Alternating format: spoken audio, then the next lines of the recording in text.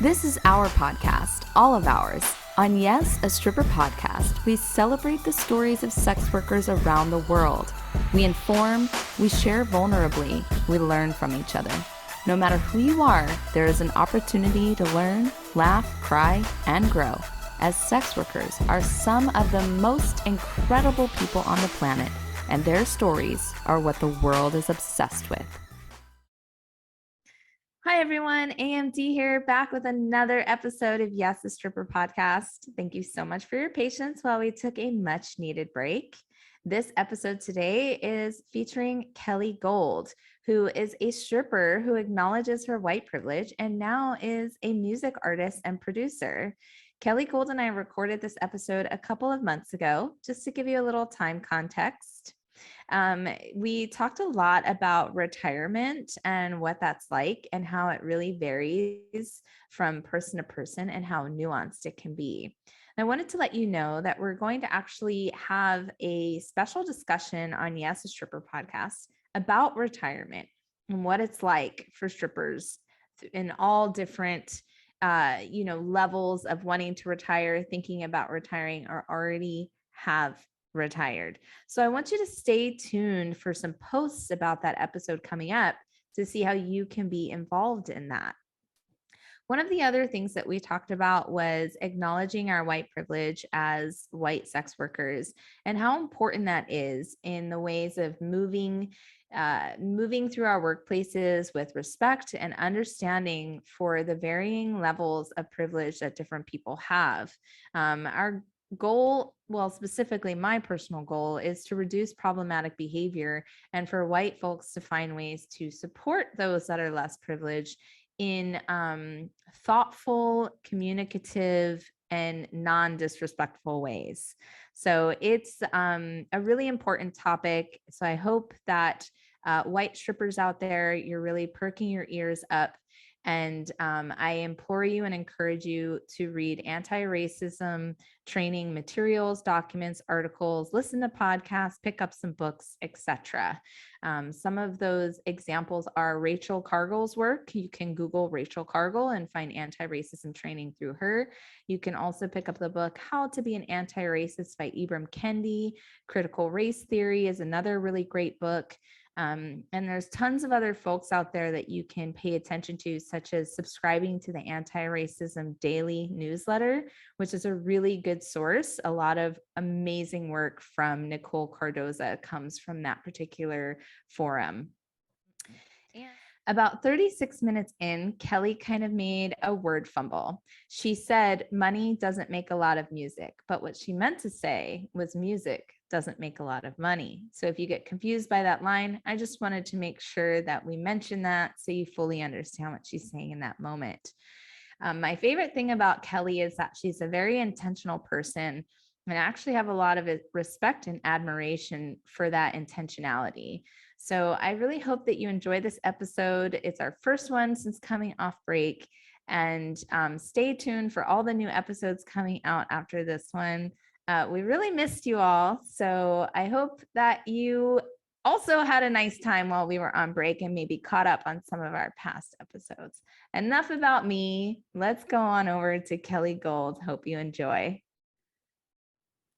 Everyone, we have a great guest today, and it has taken us a while to get it together to finally do this show. But what do they say? All good things come to those who wait. So that's where we are today. Before I introduce you to our lovely guest, I'd like to thank you and remind you that we are accepting donations. Some of you have donated, and I'm sure there's a lot of you that haven't. And hey, that's okay. We're all different. But if you are ready to donate at any time, you can send your dollars into paypal.me/yes, a stripper podcast.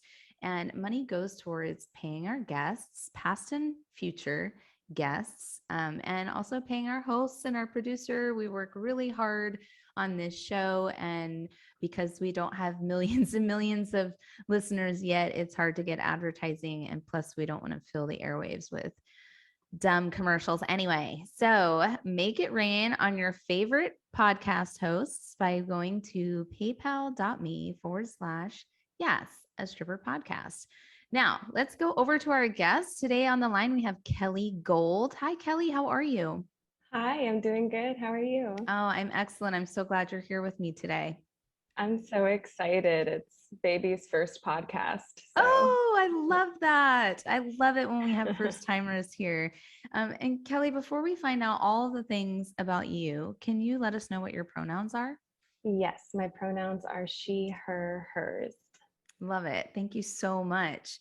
So, we have so much to talk about. We're finally here together. You and I both seem to have had some crazy times lately. All is well on your end, right? Absolutely. I think everybody's been having some crazy times lately. Yeah, and I don't really know what's up with that. Is it like, I guess like the world opened back up like what, like 6 months ago, and that felt crazy, but I guess it didn't feel super real at the time. You know what I'm talking about? I agree. I think everybody is going through adjustment periods Yeah. right now. Yeah.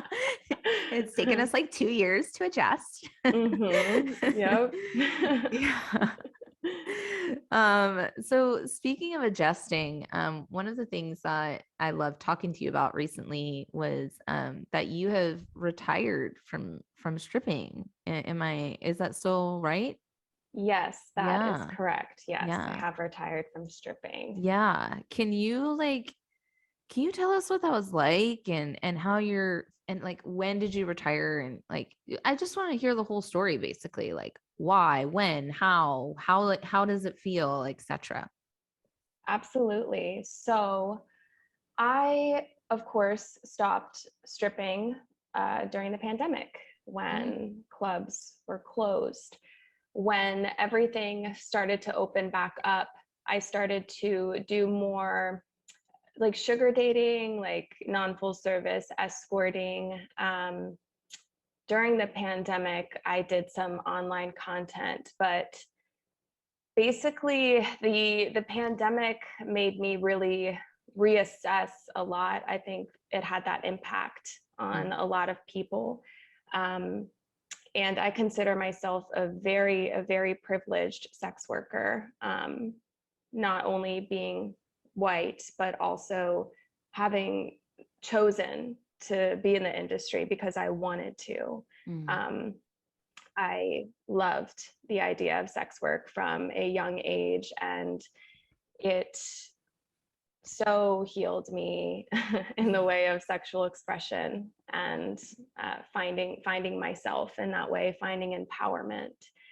Um, but there were times where, like during the pandemic, into now, that I started to lose that passion, that lust, and I started to get more calls outside of the industry, which very much scared me. mm, Um, I mean, I guess it didn't scare me immediately because I've always been this like go for your pleasure, positive person. So I'm like, oh yeah, like things will be out there for me other than mm, sex work. I'll figure it out. Also, like I can always go back to sex work. I don't have to quit completely. Um, so it didn't start to feel daunting until I knew that I wanted to take a full step out of the industry to challenge myself. And that really came down to the fact that I started dancing in very formative years. So I started at 18, mm, 18, 19, and kind of ended like 24, 25. Um, and I realized that a lot of my relationship with myself had to do with my persona and my character and my industry, which is beautiful and amazing. I absolutely love that.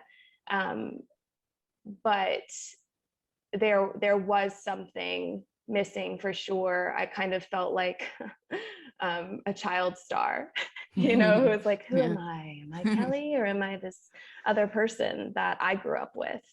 Um, so I decided to step out of the industry and really challenge myself and hold myself accountable to finding who I am outside of the industry. Mhm. Um, And it's been a devastating process, to be completely honest. Being outside of community, realizing how the world works outside of sex work. And yeah, just all of that stuff. But I mean, I am so grateful for this experience. And again, very, very privileged, because I think I need to know these kinds of things to be able to advocate for my community with my privilege, and understand like why somebody might fall into this industry without wanting to be here, or finding love with it or not, like all of the nuances of how people choose sex work or have sex work in their lives. So yeah. That's incredible. I was chuckling a little bit about like working, like what it's like to be, how the world operates outside of the sex work industry and community. And I was just sort of like, yeah, it's weird out there. It's so weird, like to be like, my husband, for instance, works in a totally different industry, and I watch him work every day. And I'm just sort of boggled by the way, like, I guess the real world works, I'm using air quotes if you're listening. Like, it's just so incredibly different. And like, people operate differently. They speak to each other differently. Like, I feel like we spend so much time like, oh, are you doing self-care? Are you getting rest? Are you okay? And in the rest of the world, it's like, you must show up on time and you must do this thing, and it's just, I just find it to be just very interesting, the contrast. Is that something that you've sort of bumped up against a little bit? It's like what is different for you? Absolutely. It is very weird in the wild. So weird in the wild.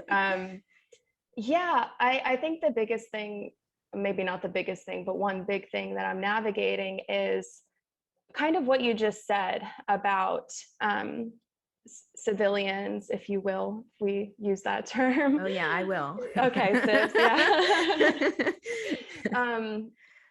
Just being like, just doing the grind, like working the way that they do.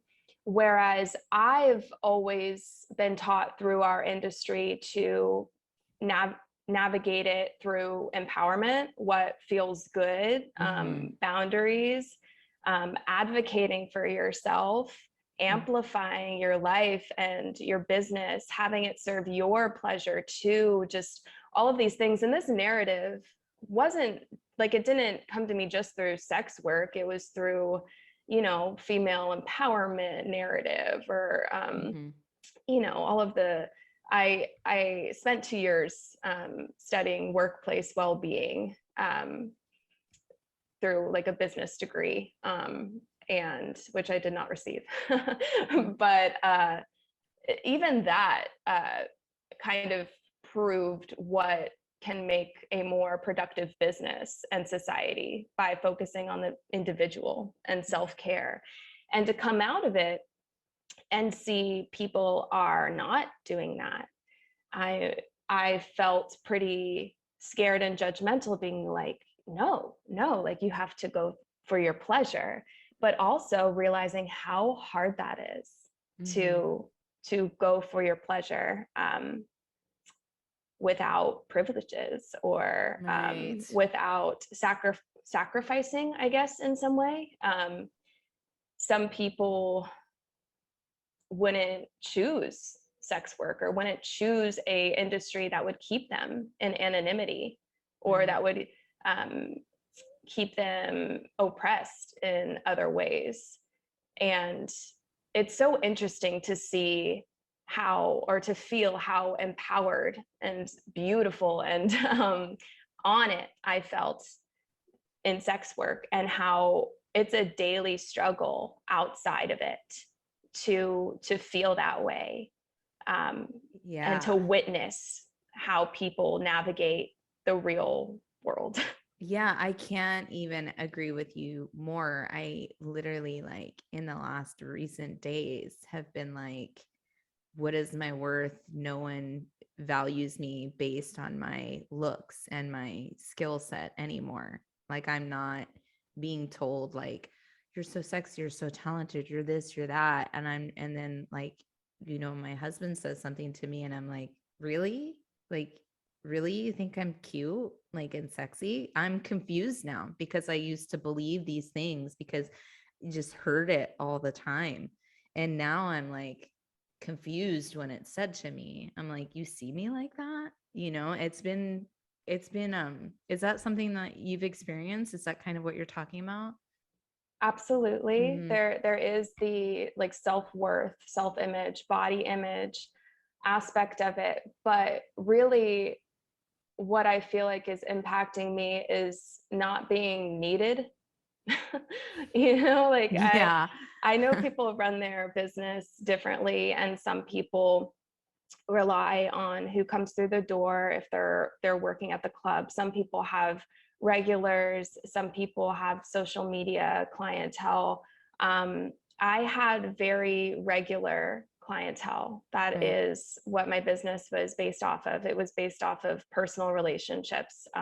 That's where I felt good, and I attracted clientele that felt good with that too. Mm-hmm. So the fact that I don't have, you know, even two people, or like I'm used to having like maybe 50, 120, like just people Yeah.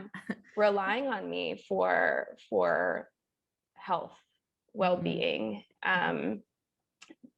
physical touch, which is so important. Yeah. But not even that, community.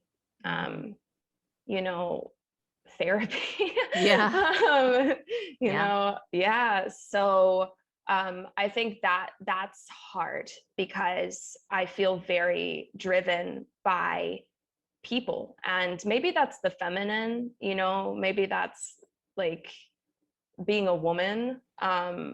But maybe it's also just being people who need people and need to feel desired, wanted, um, needed. Like you're helping people. I miss feel like knowing that I'm on top of my industry. Like I know my brand, I know myself, I know my clientele, I know how to keep community with fellow sex workers, I know who to step away from and give love and light Mm-hmm. from a distance. I know that after the years that I've been in the industry, and then to kind of like leave and silence, radio silence. Yeah. Yes. I feel so relieved to hear you talk about this because like I said, like I feel like silly almost for my reactions to being told now that I'm hot or something, I'm like, no, no, no, no, that's You not are me. hot. You got the wrong person. So I feel relieved knowing that, that I'm not alone in that feeling of when you leave the stage. Um, You are not alone. I right. think there are a lot of us out there who Yeah. have retired, who have stepped away in a way, in a big way, after the pandemic. I think I had only seen maybe one or two names in the industry talk about retirement, but it it wasn't with it wasn't a best friend. Like it wasn't somebody um with me in the here and now. And I have connections still in the community, um but it's different. I feel like it is so necessary to talk about.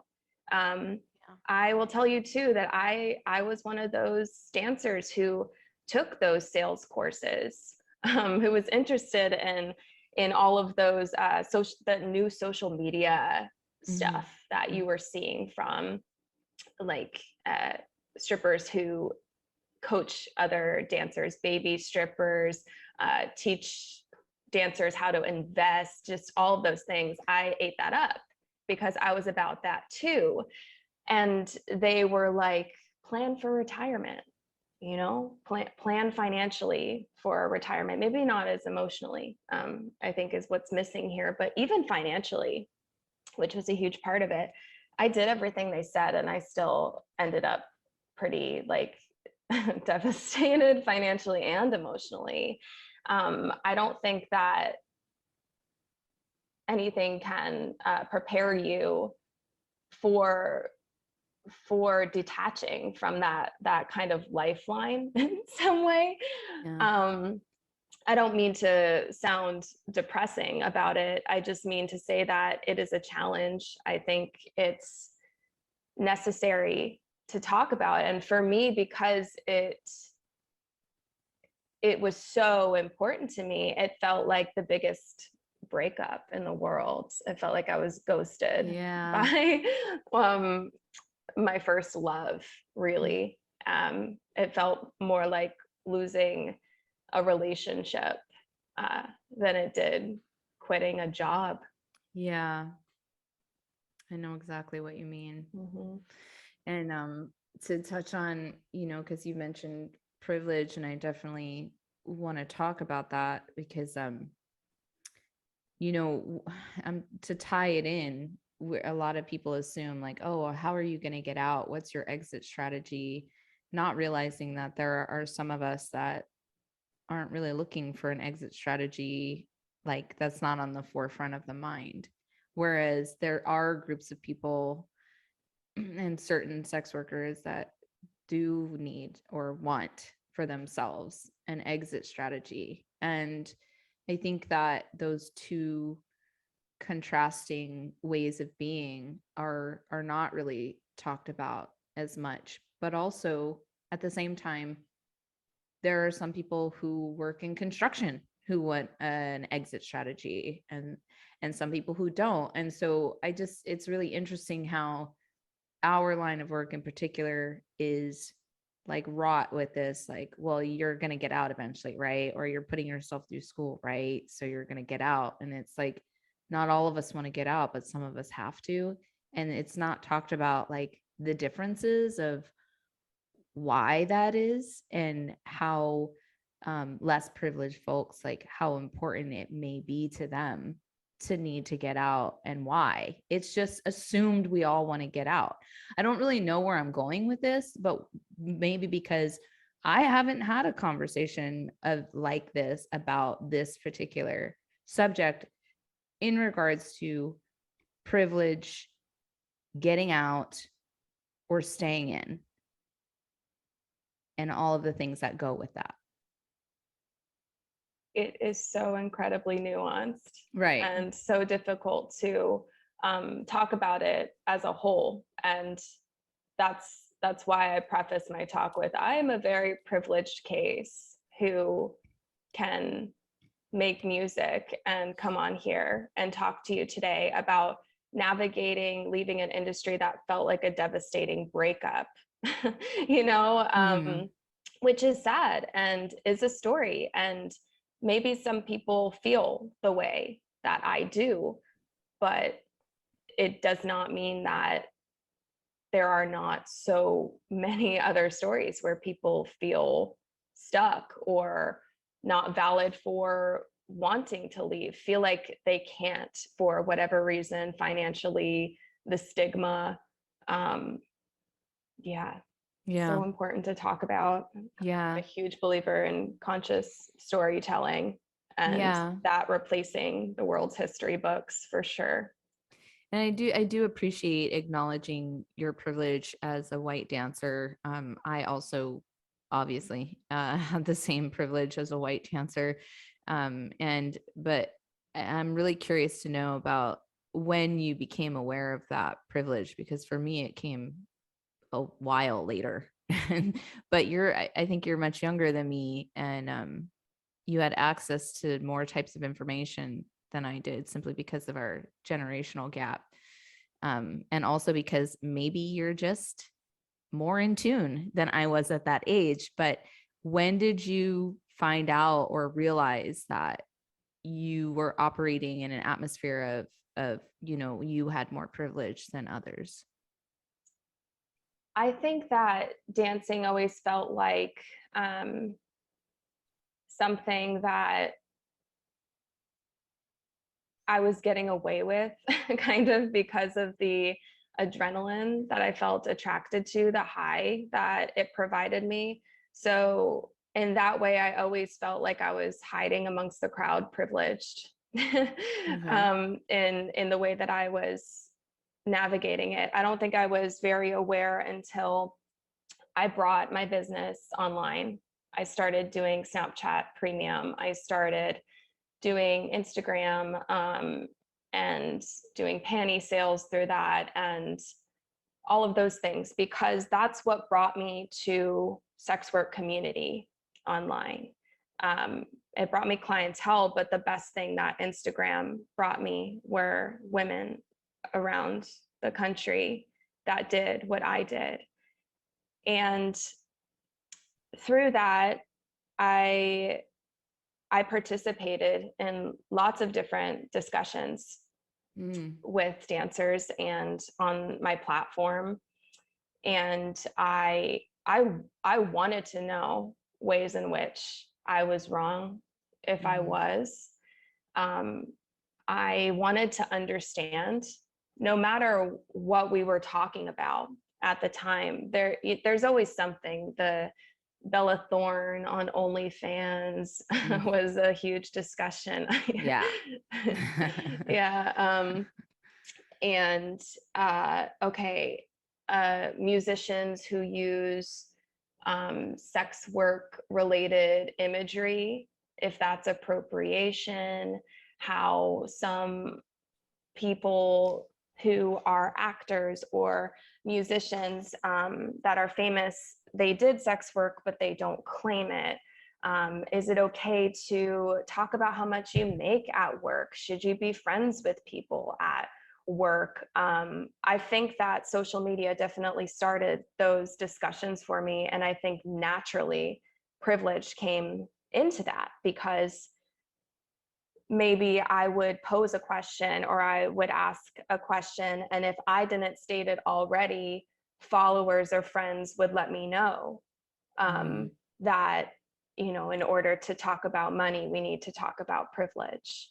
Absolutely. And in order to talk about our industry, we need to talk about the fact that I worked primarily in gentlemen's clubs and I worked in the South.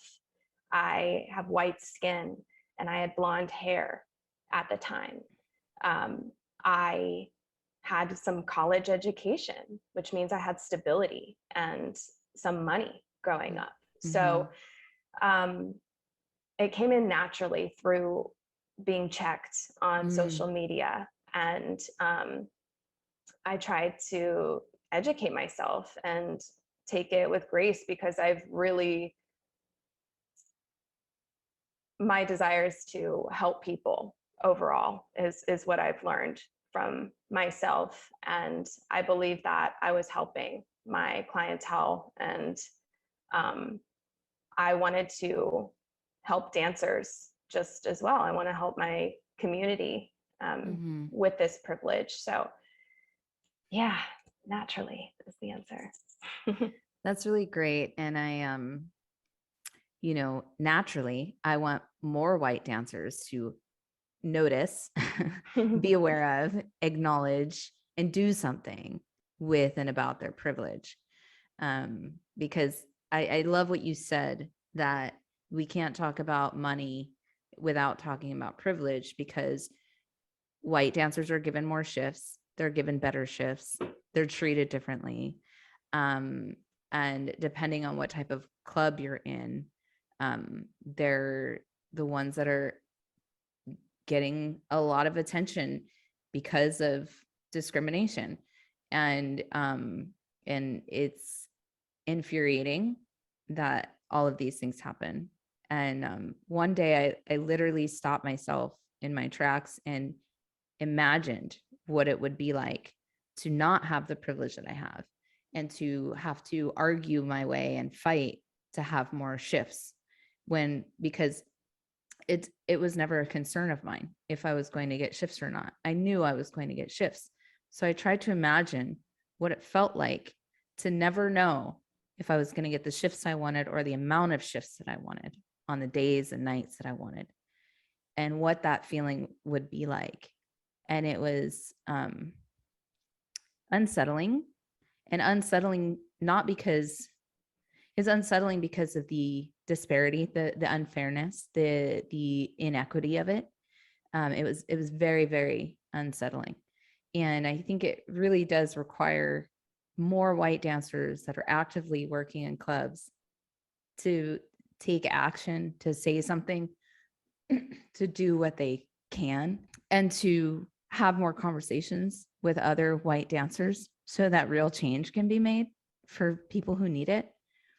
So I really appreciate you having this conversation and coming to this realization, and us being able to talk about this authentically and frankly on the air.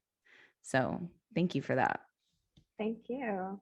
You're very welcome. That Yeah. reminds me of when the BLM resurgence happened during the pandemic, and when the clubs were still open, or at least mine was, and you were talking about having conversations. And I think that maybe white dancers are afraid of having those conversations or asking those questions. I remember it wasn't just me, but one of the things that a few people in my club did was ask the dancers of color or mixed dancers, like, what would you like us to do, since you make this much money statistically to us? Should we be donating like a percentage of our earnings? Should we just be talking about this? Do you want us to advocate for you when,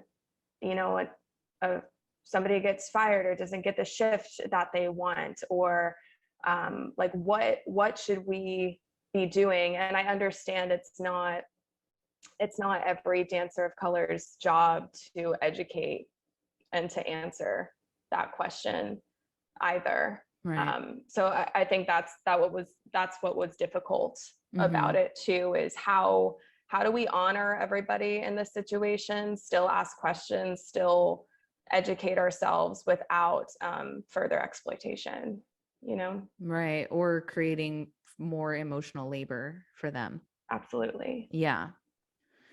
So, but I think having the conversation, because not talking about these things at all does nothing. It just continues to perpetuate and feed the issues by not talking about it at all. But yes, it is the white person's responsibility to read the books and articles and watch the videos about how to do those things, to try to make a difference, but do so with respect and care, and not to do it because like I'm doing the right thing. It's because truly deeply you want to do what's best for everyone, not to look good that you're doing the right thing. Yeah. So there's lots of books and lots of videos and lots of articles that everyone can read. But I think that's really so that was something that actually happened, that story that you told? Yes, that is. Do you mind sharing what the outcome was? Actually, it was a gentleman's club, and all of the women that answered me said that they didn't feel like they deserved to be asked that question because they were light-skinned.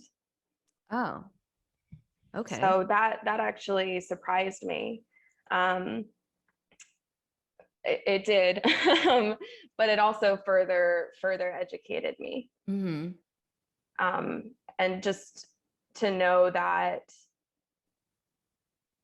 I think that different people in different communities would want to be respected and supported and honored differently. And I think a way to give that respect is to ask directly, if you can, and if it's comfortable for everybody. Comfortable for the people you're asking. Yes. Yeah. I really don't care about white people feeling uncomfortable anymore. I really don't. Yeah, get uncomfortable. Exactly. Get uncomfortable, challenge yourself. Like, that's why I retired too. Yeah. Yeah. Sure. Thank you so much for sharing that. So you mentioned earlier that you make music. I do. Yes, I would love to talk about and how the things that you've learned uh, through, our conversation here, how it applies to your music, and I just want to hear it all. Okay. Mm-hmm. Sure. Okay. So I make hyper pop sex work related music. Right now I have 2 singles out. One is called Fetish Guys, as that was my primary clientele. And the next one is called Somebody Jumped the Gun, which is basically when a guy comes in VIP. And Love that. you know, love it. Love it when that happens. Love it.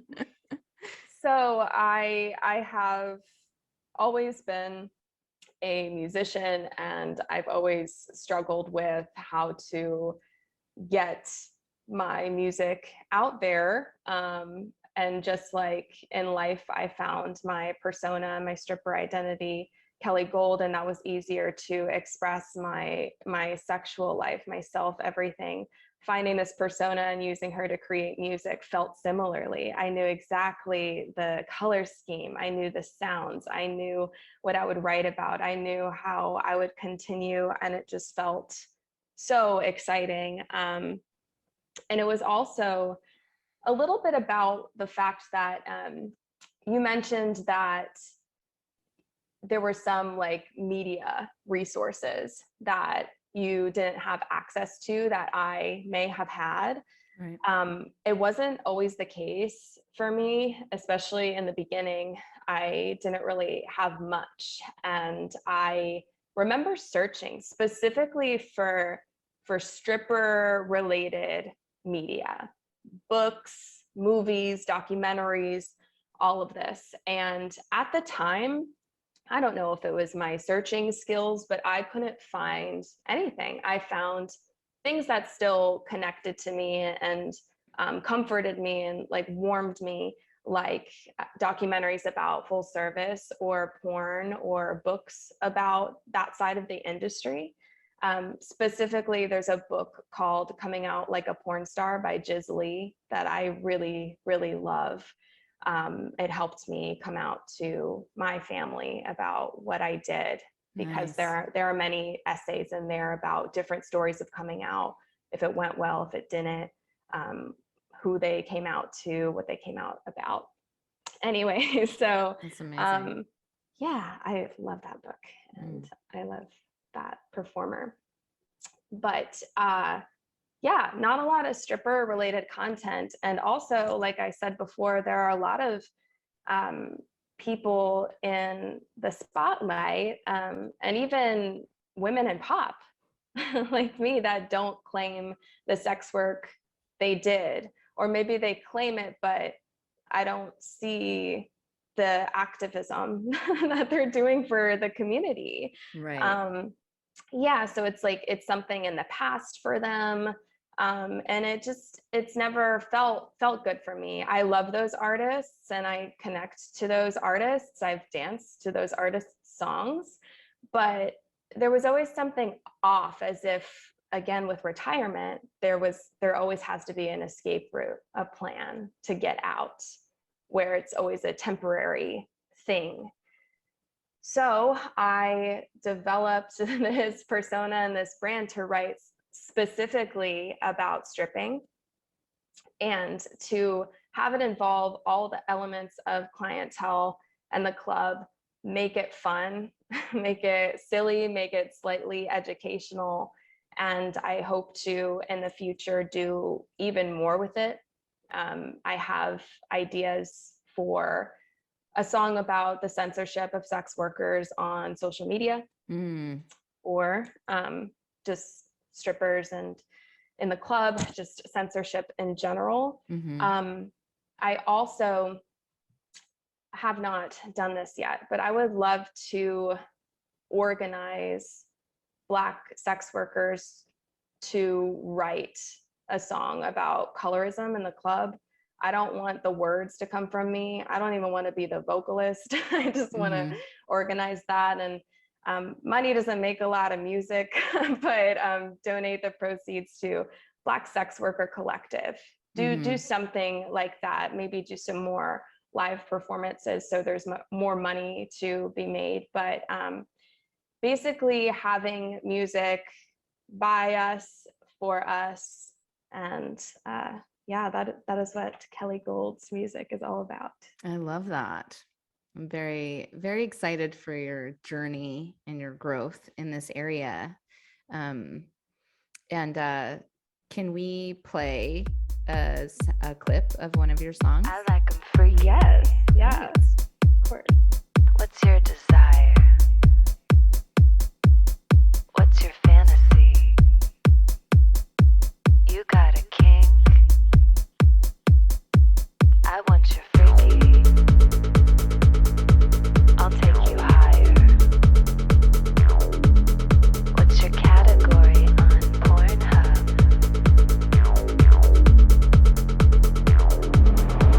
To you, I'm Mistress Kelly. Who am I? Mistress Kelly, What am I? you're a prize. Damn, Kelly likes fetish guys. Suck my toe, let me spit inside your drink. Let me spit inside your mouth. Let me spit on you, spit on your balls. Kick your balls, I'll twist your nipples. Kick your balls, dress you up and make you crawl. Let me spit on you, spit on you. So is that a plan of yours, working with a group of Black sex workers? Is that something that you have like on your calendar you're going to start working on, or have you reached out to anybody? Is there any movement there? I reached out when I was still living in another state before the pandemic. I had started the conversation with a few people in my area that were interested. But I also didn't have the other moving parts figured out. Engineer, mixer, master, graphic design. I was able to do that with the first two singles, but the people that I was working with had different endeavors and things. Totally fine, pandemic, all of this stuff. So where I was living isn't really like a huge music city anyway. But that's why now I'm living in Nashville, Tennessee. So it's been pretty easy to come by super talented people, eager people to work with. So right now I'm working on getting those bottom lines worked out. Maybe even release another single before I start organizing. So no, it is not on the calendar, but it is still very much in my heart and head. Amazing. You sound like a very intentional person. Like, did you move to Nashville because you're like, this is going to make my music career life easier? I am a very intentional person and I often move with my heart, but it involves a lot of logic too. For example, when I was leaving the industry, I took about 6 months of time driving across the country, shopping basically around 4 different cities to live in, because I knew that I needed to feel good. I needed to see myself there. I needed to be able to network fast, be able to afford to live there. I needed it to have all the things that I need to feel good, to be able to create. And it's so funny because I started in St. Louis came to Nashville, ended up staying a little bit longer than I thought, because it was just everybody's so talented and nice. And there's an element of it that feels like home to me because I'm from the South. And I didn't think I would want that. I thought that I would be fast-paced city girl, you know, just make it work, but it has that too. So it just made me feel very comfortable. But I still made my way across the country and spent some time in LA, and I thought I would end up in Seattle, but I ended up driving back very fast. And yeah, so I knew that the next place that I was going to be was going to be a place where I was staying for the next couple of years. And I've never made that commitment to any other location because I was not ready. I was not ready to quote unquote like settle, even though it's not like settling to me. That always scared me, to stay in one place. I wasn't ready to build community, to build anything yet, because I wanted to be sure of my decision.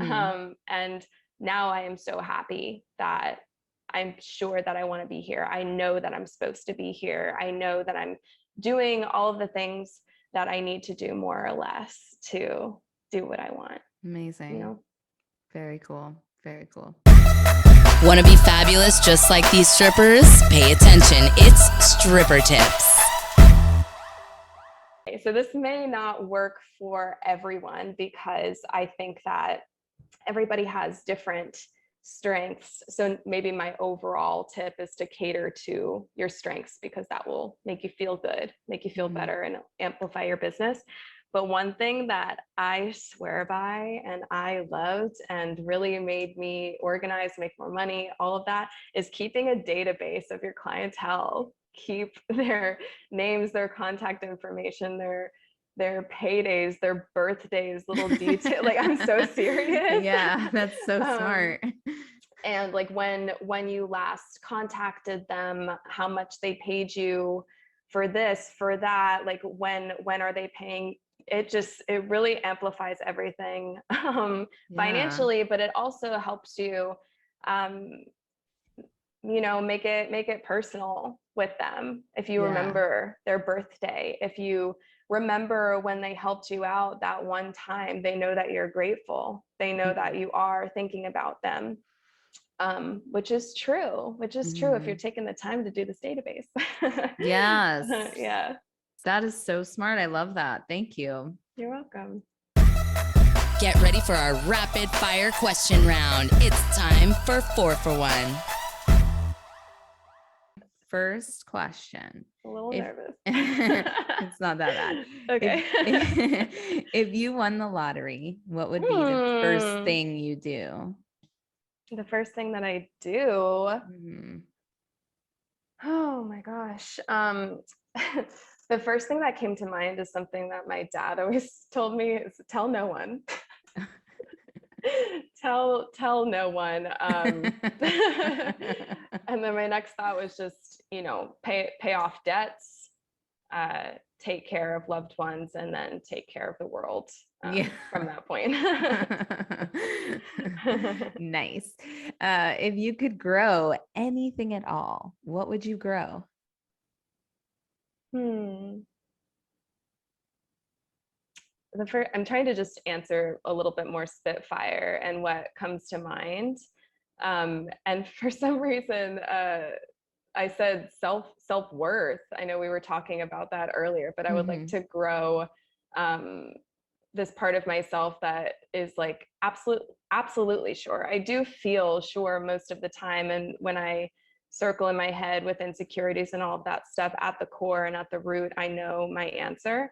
But it takes me a long time on the daily sometimes to get there. And just like, I want to be those girls on TikTok or Instagram that are like, yeah, you don't have to care about this. You don't have to care about that. You're a badass. I want to be that. I really do. But it takes me a minute. Yeah. So I want to grow that. Nice.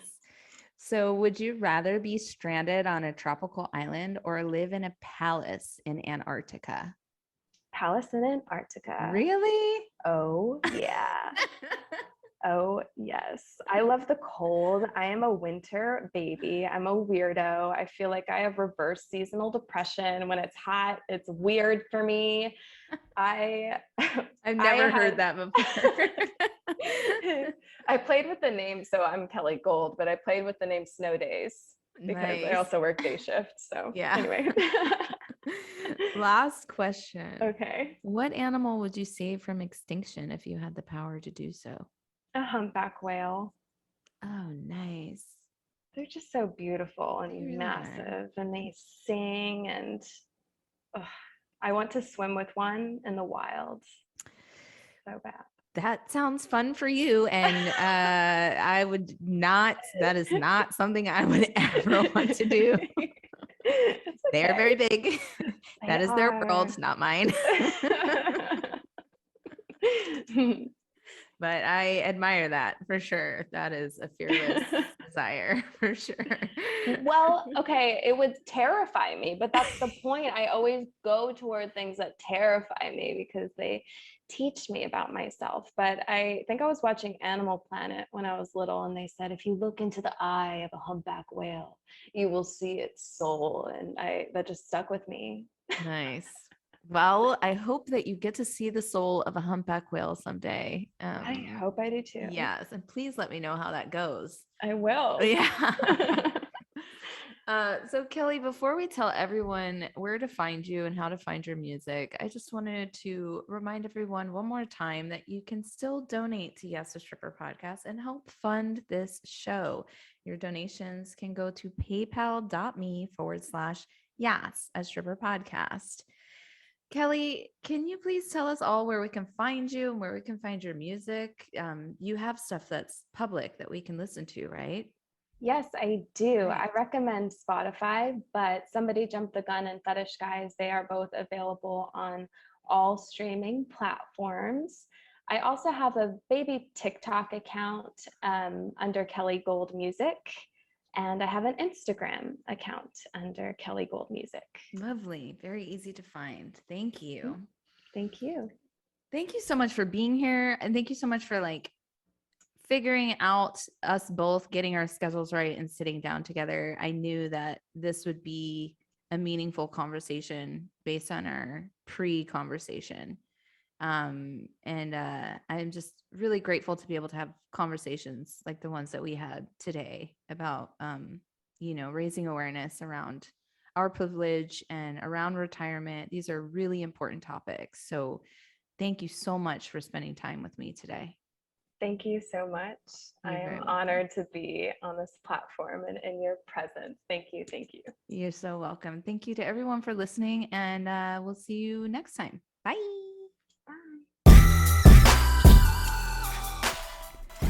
Thank you for absorbing this episode of Yes, a Stripper podcast. We love your listening. Yes, a Stripper podcast is produced by Period Podcast Network. Please rate, and subscribe to our podcast, and please consider donating to help keep this podcast alive. Send your love to paypal.me/Yes, a Stripper podcast.